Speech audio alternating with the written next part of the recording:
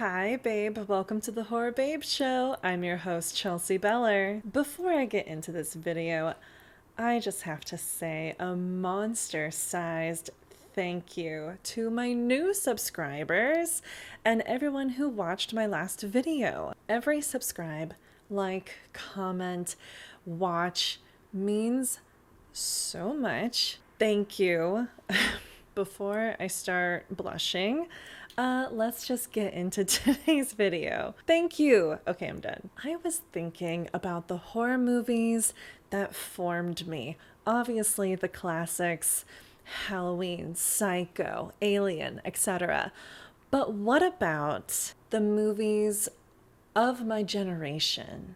What about the 2000s? See, I was born in the early 90s, so the 2000s would have been prime time for my little brain to form and develop this love of horror. So I decided today we're going to revisit 3 horror movies from the early 2000s: The Village, The Others, and House of Wax.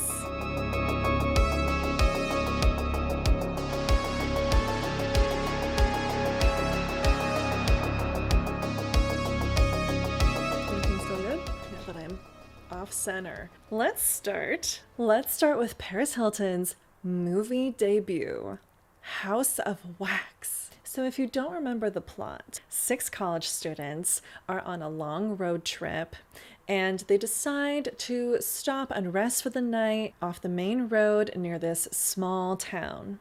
They don't really have anything terrible happen. A little creepiness where this pickup truck stops and kind of stares at them for a while. But other than that, everything's fine. They shrug it off. They have more important things to worry about: booze, sex, being 20. So the next day, Jared Padalecki's character discovers the car won't start. So they need a new part. And of course, they decide to split up. Part of the group goes into town to look for this new part. Part of them stay. Some creepiness ensues. They meet some odd characters. Mainly, my cat is sneezing. Bless you. They meet Beau. Beau, unbeknownst to them, is half of a set of twins, Siamese twins to be specific.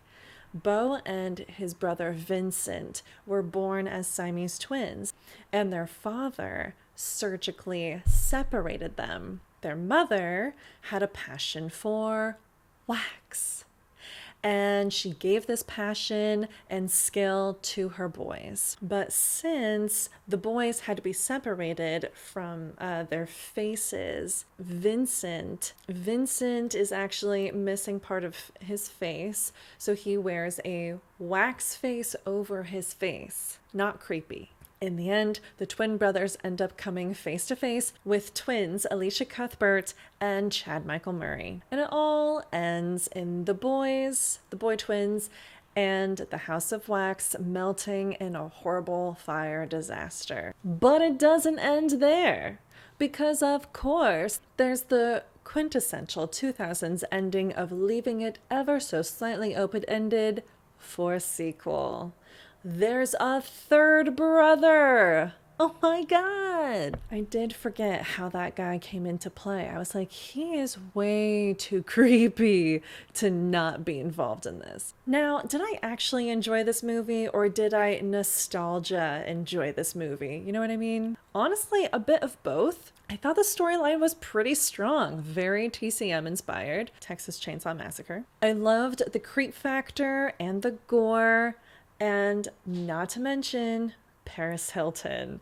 I actually really liked her in this role. I mean, it was definitely a role made for her, but I really enjoyed her. You know, it's not like she won any Oscars with this or anything, but like she did a fine job. The one big scene with her where she's running half naked through this machine room type area, she grabs this rusty pole off of a railing to use as a weapon. so badass, but then she dies like 10 seconds later. So yeah. Also the quintessential 2000s beginning and ending a movie with a rock alt song. Nostalgia. Yeah. Moving on to The Others. Nicole Kidman in this role. I love Nicole Kidman, especially 2000s Nicole Kidman. During the World War II era, Nicole Kidman and her young daughter and son live in this gigantic house in the countryside in somewhere in the UK. Her husband went off to war, never came back, so it's just her and the kids in this giant house. Seemingly a depressing drama, but interestingly, the kids have a severe reaction to sunlight. So they're always living in darkness. Always. Not creepy at all. Then 3 housekeepers arrive, and Nicole thinks it's because she sent out a request for replacement housekeepers because her other housekeepers up and left. And it turns out these aren't replacement housekeepers. These folks just came by because they were like, oh, we love this house and we missed it. Yeah, we just really care about this house. We wanted to be here for the house. Nothing to do with you. I do that too. Well, Nicole and her kids start to hear some weird things, start to see and hear some weird things around the house. Nicole is super crazy religious though, so she can't really believe or understand what's happening. Eventually she comes around, and she really comes around when the big reveal. They're not the ones being haunted. They're the ones doing the haunting. Oh my God. I got something in my eye. They're the ghosts. They're the ones who are dead. I love this twist. That's the best twist you could ever give. We're the ones being haunted. No, you're the ones haunting. What? I really love this movie. There were just some shots that so gave me the goosebumps. Oh, especially the scene when the daughter isn't really the daughter and she's actually this old woman in like this white, like gauzy dress. Oh my God. But also the kids were actually exceptional. I often have an issue with kids in horror movies. They're usually just really annoying. But these kids were great. And I actually felt really bad for them when Nicole started showing her crazy side. Also, it's never really made clear what exactly caused Nicole Kidman's character to kill her own children. They just say she went mad. But, you know, mental illness kind of ran amok in that time period, especially without any diagnoses other than, oh, they're hysterical. She's crazy. Isn't that fun? Excuse me, I need to stop burping. Okay. Last but certainly not least, M. Night Shyamalan's The Village. My God, I forgot how star-packed this film is. Sigourney Weaver, William Hurt, Adrian Brody, Joaquin Phoenix, Judy Greer, the list goes on. This film centers around a village of people who live off the land. No electricity, no phones, nothing. They mention these things that shall not be named off in the woods, and they have this whole barrier along their village, outside their village.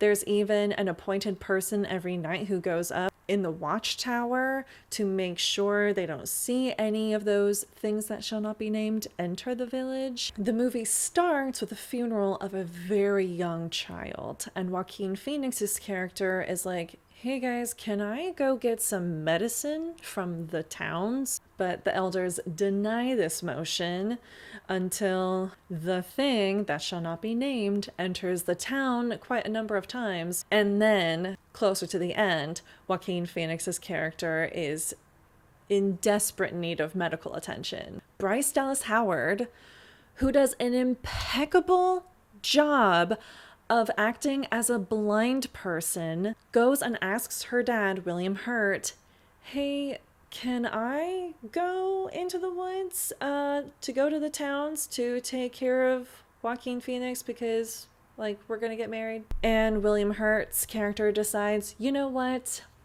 It's about time you found out. So the big twist comes. Oh my God. The thing that shall not be named isn't real. Completely fabricated by the elders. But her dad warns her that this thing was kind of inspired by rumors that they heard about the woods. You know, you're always hearing about things living in the woods. So, don't be too panicked about these things coming after you, but just be cautious. He's trying to be protective. She's his only daughter. Well, she goes, and lo and behold, she finds out she's being hunted. Now, she is an amazing character. I love this character so much. She's not afraid to speak her mind. She's not afraid to be a tomboy. She's just completely her all the time. I mean, she's blind and I guess she feels like she has nothing left to lose, and that just makes an amazing character. And she's so skillful. So she's being hunted by this creature and she's petrified, but she's like, no, not today, not today, Satan, and tricks the creature to land in a ditch. She goes and gets medicine and comes back to town, but little does she know, the creature that was hunting her was not a creature at all. It was Adrian Brody's character, Noah. Her and Noah were friends, and Noah, played by Adrian Brody, who also did an impeccable job with this character. Noah is an individual with an intellectual disability, and so while he thinks he's just playing pretend or being playful, or he just threw on this costume and went out into the woods to play with his friend, that wasn't the case. It breaks my heart when this reveal happens. You go into the ditch, you see the creature, but without the mask on, and it's Noah, it's Adrian Brody, and he's confused and he's in shock and he's dying, and he dies. And it's so sad because he was innocent, but he wasn't. Anyway, Bryce Dallas Howard's character returns to the town. Everything's fine. Oh, jeez.